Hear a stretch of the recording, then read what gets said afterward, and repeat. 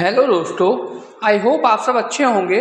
दोस्तों आज हम समझेंगे ओम्स लॉ के बारे में, जो कि आपके क्लास 10th इलेक्ट्रिसिटी चैप्टर में दिया हुआ है। जानेंगे ओम्स लॉ क्या होता है, तो प्लीज़ बी कंसंट्रेट। देखिए, ओम्स लॉ के अकॉर्डिंग अगर किसी सर्किट में करंट फ्लो हो रही है तो उस सर्किट का जो वोल्टेज होगा वो डायरेक्टली प्रोपोर्शनल किसके होगा, करंट के। ठीक है, ये क्या है, ओम्स लॉ। इट मीन्स, इसका मतलब क्या है, अगर हम उस सर्किट में वोल्टेज बढ़ाएंगे तो करंट की वैल्यू क्या हो जाएगी, बढ़ेगी। चलिए देखते हैं। देखिए यहाँ पे क्या दिया हुआ है, अभी वोल्टेज कितना है 1.5 वोल्ट पे इस सर्किट में करंट कितनी फ्लो हो रही है 3.6 मिली एम्पियर। अब जैसे जैसे हम वोल्टेज देखे बढ़ाएंगे तो करंट की वैल्यू क्या हो जाएगी, बढ़ेगी। देखिए जैसे हमने वोल्टेज कितना कर दिया, देखिए बढ़ाते जा रहे हैं, करंट भी बढ़ती जा रही है। अब देखिए वोल्टेज कितना कर दिया हमने 3.8 वोल्ट पे करंट कितना हो गया 9.1।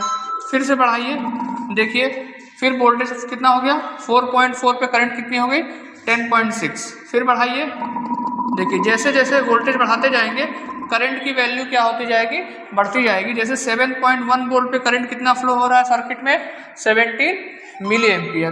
इट मीन्स ओम्स लॉ के अकॉर्डिंग वोल्टेज किसी सर्किट में करंट के डायरेक्टली प्रोपोर्शनल होता है। अगर हम सिमिलरली अगर हम वोल्टेज घटाएंगे तो करंट की वैल्यू भी घटती जाएगी। चलिए देखते हैं। देखिए जैसे हम वोल्टेज कम कर रहे हैं, देखिए 4.7 पे करंट कितनी हो रही है 11.3।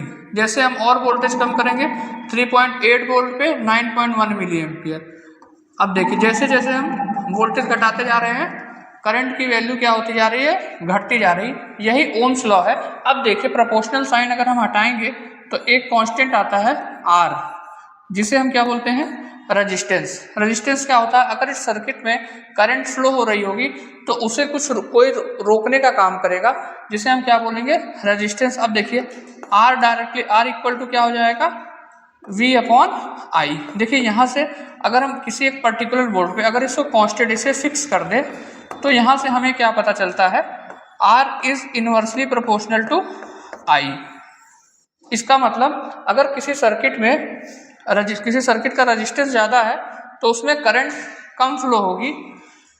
तो अगर या तो रेजिस्टेंस की वैल्यू अगर बढ़ाएं हम तो करंट क्या हो जाएगा, घटता जाएगा। चलिए देखते हैं। देखिए अभी रेजिस्टेंस कितना दिया हुआ है 417 ओम, तो उस पर करंट कितनी फ्लो हो रही है सर्किट में 3.1। अगर यहाँ से हम रेजिस्टेंस और बढ़ाएंगे तो करंट क्या हो जाएगी, करंट घटती जाएगी। देखिए रेजिस्टेंस और बढ़ाते हैं, अब देखिए कितना कर दिया 513 ओम, तो करंट कितनी हो गई 2.5।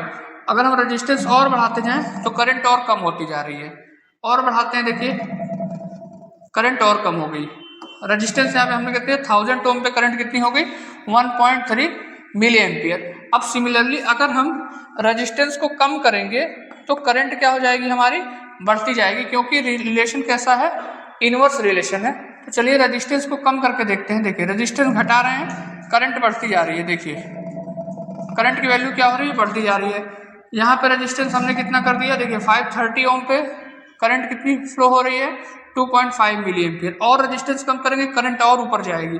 देखिए 352 ओम पे रेजिस्टेंस कितना है, सॉरी करंट कितना फ्लो हो रहा है 3.7 मिली एम्पियर। देखिए और एकदम कम कर दें तो 10 ओम पे करंट कितना फ्लो हो रहा है 130 मिली एम्पियर।